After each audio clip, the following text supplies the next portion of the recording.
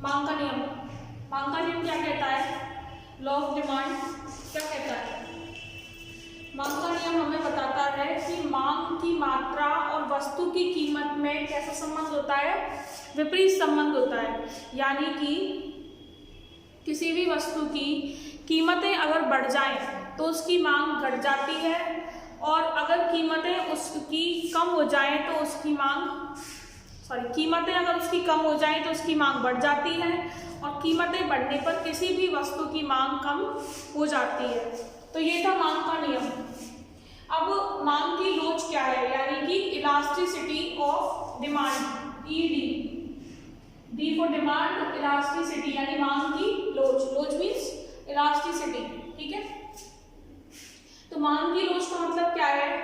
कि मांग के नियम के अनुसार किसी वस्तु के मूल्य में परिवर्तन होने पर, वस्तु का मूल्य यानी वस्तु की कीमतें, तो मांग के नियम के अनुसार किसी वस्तु के मूल्य में परिवर्तन होने पर उसकी मांग की मात्रा में, किसकी मांग की मात्रा में? वस्तु की मांग की मात्रा में।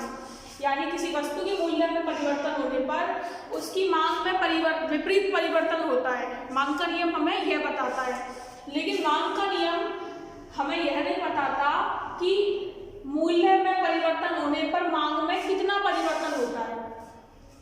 यानी मांग का नियम हमें यह तो बताता है कि वस्तु के मूल्य में परिवर्तन होने पर मांग में परिवर्तन होता है, लेकिन यह नहीं बताता कि मूल्य में परिवर्तन होने पर मांग में कितना परिवर्तन होता है, उसकी मात्रा नहीं बताता। तो मांग की लोच हमें मूल्य और मांग के निश्चित संबंध को बताती है। यानी मांग की लोच हमें क्या बताती है?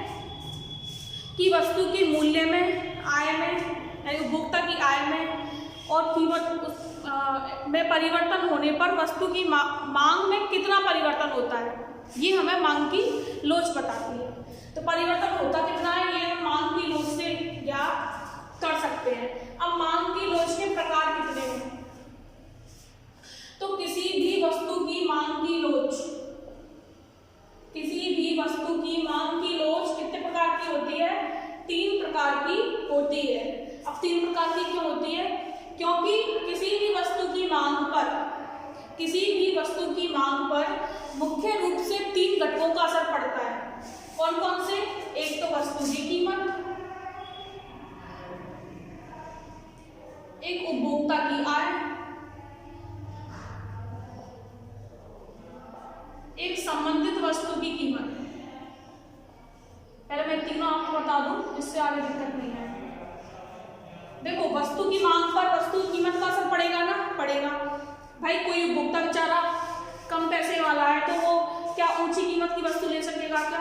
तो वस्तु की कीमत ज्यादा होने पर वस्तु की मांग कम होती है, तो कीमत का मांग पर असर होता है।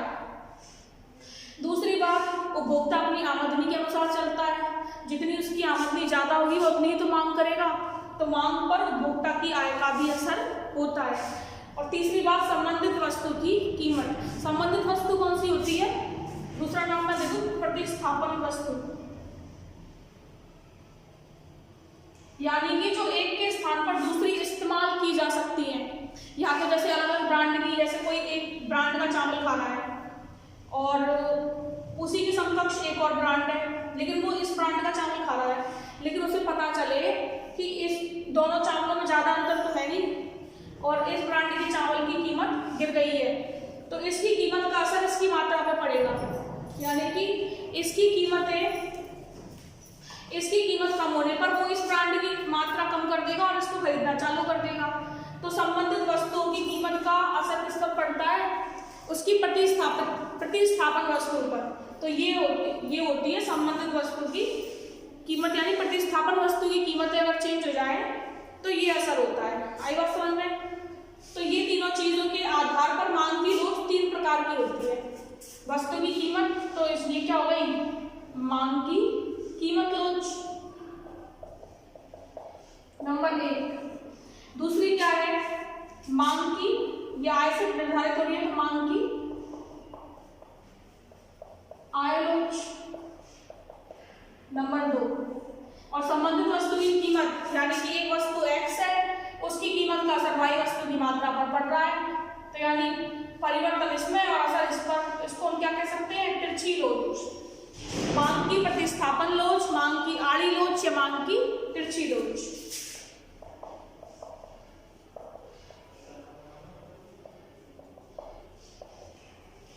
तो इस तरह से मांग की लोच कितने प्रकार की हो गई? 3 प्रकार की, कीमत लोच, आय लोच, तिरछी लोच। अब बारी बारी से तीनों को पढ़ लेते हैं।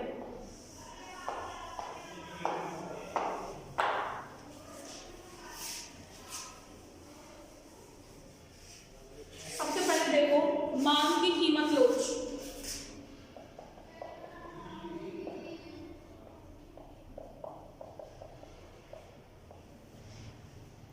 बहुत इजी है, बस समझने की कोशिश करना। मांग की कीमत लोच, इसको इन शॉर्ट हम लिख सकते हैं ईपी, ठीक है, इलास्टिसिटी ऑफ प्राइस, ठीक है, इन शॉर्ट हम इसको ये लिख सकते हैं। अगर मैं इसका सूत्र बताऊं आपको तो वो होता है, सूत्र है इसका ईपी इज इक्वल टू मांग की मात्रा में अनुपातिक परिवर्तन बटे डिवाइडेड बाई कीमत में अनुपातिक परिवर्तन।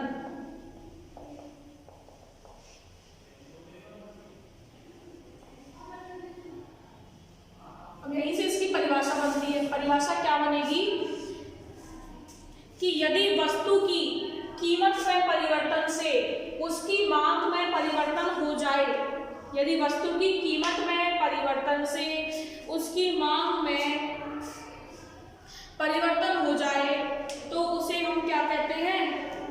मांग की कीमत लोच। या परिभाषा कैसे कि वस्तु की कीमत में अनुपातिक परिवर्तन से उसकी मांग मात्रा में अनुपातिक परिवर्तन हो जाए तो उसे मांग की कीमत लोच कहते हैं। यानी कीमत का असर मांग पर पड़े तो वो होती है मांग की कीमत लोच। अब देखो मांग की मात्रा में अनुपातिक परिवर्तन, यानी कि कभी मांग क्यू रही होगी और परिवर्तन क्या हो गया उसका डेल क्यू, तो मांग की मात्रा में अनुपातिक परिवर्तन क्या हो गया? डेल क्यू बटे क्यू। यानी कि ये मांग है प्रारंभिक और ये उसमें परिवर्तन, तो मांग की मात्रा में अनुपातिक यानी अनुपात के रूप में परिवर्तन बटे कीमत में अनुपातिक परिवर्तन, यानी कीमत में परिवर्तन डेल पी और पहली कीमत क्या थी? पी। ये बटे में है, ऊपर लाएंगे इसको तो क्या होगा? डेल क्यू अपॉन क्यू तो रहेगा, ये डिवाइड है, उल्टा करेंगे तो पी अपॉन डेल पी। तो सूत्र क्या बन जाता है? डेल क्यू, डेल डेल वाले इधर करें तो डेल पी इधर नीचे है, इसको इधर ले आएंगे, इंटू पी ऊपर रह गया, क्यू नीचे रह गया। ये सूत्र है। यानी कि अगर हमको ये आंकड़े दिए हुए हो, मांग में परिवर्तन, कीमत में परिवर्तन, डेल मतलब क्या है? परिवर्तन, और प्रारंभिक कीमत और प्रारंभिक मांग, तो हम आसानी से मांग की कीमत लोच निकाल लेंगे। यानी कि कीमत में परिवर्तन से मांग में कितना परिवर्तन हुआ है। ये क्या है? मांग की मात्रा में परिवर्तन, ये क्या है? कीमत में परिवर्तन, ये क्या है? वस्तु की प्रारंभिक कीमत जो स्टार्टिंग में थी, और ये क्या है? वस्तु की प्रारंभिक मांग। तो ये चारों दिए हुए होने पर हम आसानी से मांग की कीमत लोच निकाल सकते हैं। ओके, इस पर बेस्ड एक क्वेश्चन देखो।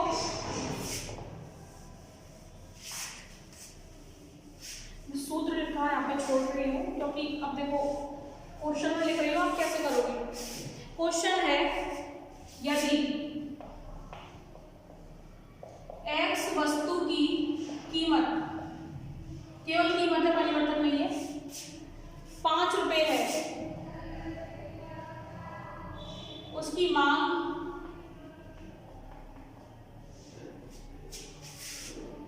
20 इकाई है,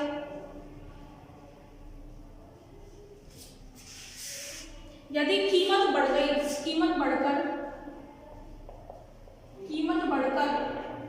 10 रुपए हो जाए।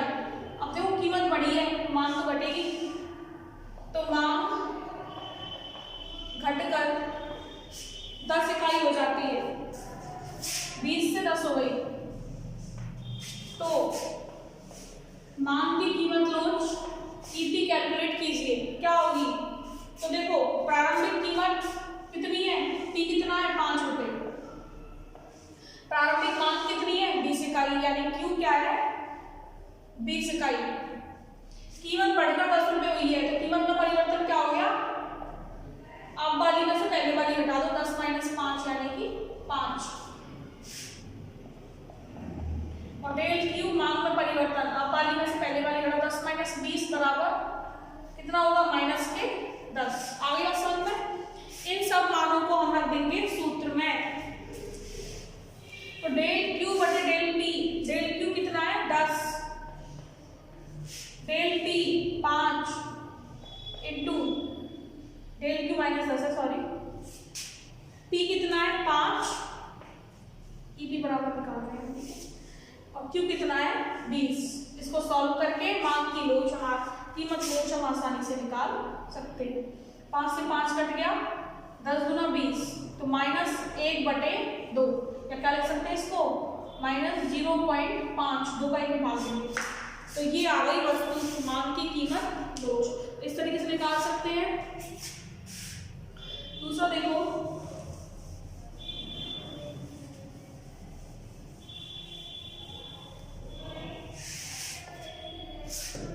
मांग की आय लोच।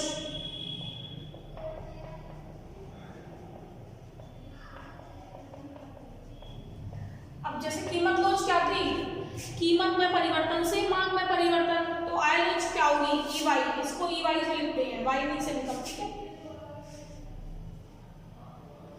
तो क्या सूत्र बनेगा, EY =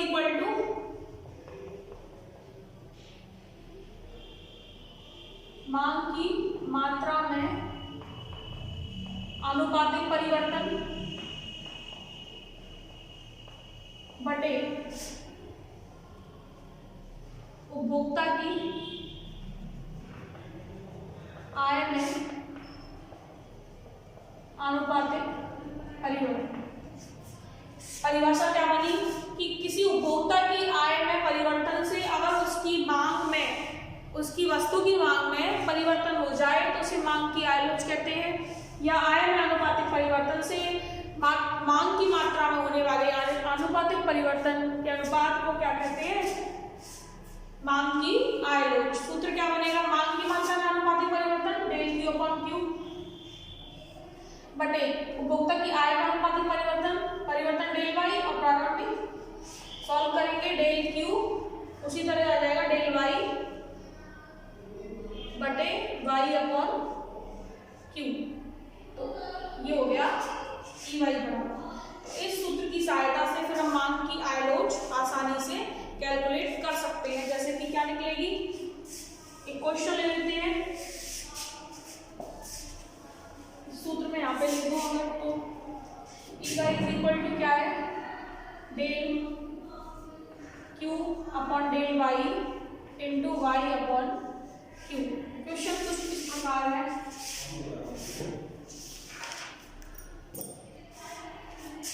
उपभोक्ता की आय 100 रुपए दे रखी है, तो उस पर वस्तु की मांग कितनी है 50 इकाई। अब उपभोक्ता की आय बढ़ाकर 200 रुपए कर दी,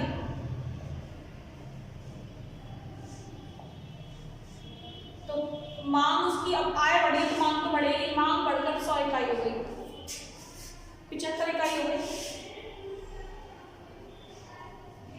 तो EY ज्ञात कीजिए, मांग की आय लोच ज्ञात कीजिए।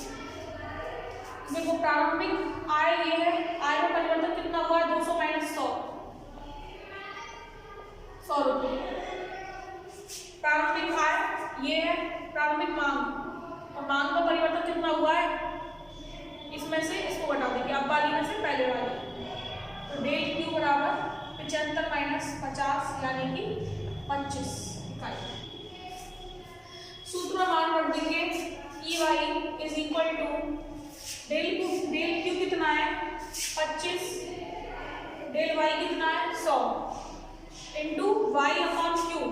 Y कितना है 100, मांग कितनी है प्रारंभिक 50, कैलकुलेट कर लेंगे, 100 से 100 गया, 25 दूनी 50, तो मांग की आय लोच कितनी आ गई 1/2 यानी कि 0.5। तो इस तरीके से इस सूत्र के द्वारा मांग की लोच, आय लोच आसानी से कैलकुलेट कर सकते हैं। ठीक है, तो मांग की कीमत लोच, कीमत में परिवर्तन से मांग में होने वाला परिवर्तन, और मांग की आय लोच, उपभोक्ता की आय में परिवर्तन से उसकी मांग मात्रा में होने वाला परिवर्तन। तो ये होती है मांग की कीमत लोच, आय लोच। इन दोनों पर बेस मैंने एक क्वेश्चन करा दिया, जिससे अगर ये न्यूमेरिकल टाइप क्वेश्चन भी अगर आए तो आप आसानी से उस सूत्र में मान रखकर कैलकुलेट कर सकते हैं। नेक्स्ट क्लास में हम पढ़ेंगे फिर इसकी मांग की तिरछी लोच और कीमत लोच की श्रेणियाँ। ये आपको समझ नहीं आया हो तो आप कमेंट या मैसेज कर देना, इससे मैं आपको और अच्छे तरीके से एक्सप्लेन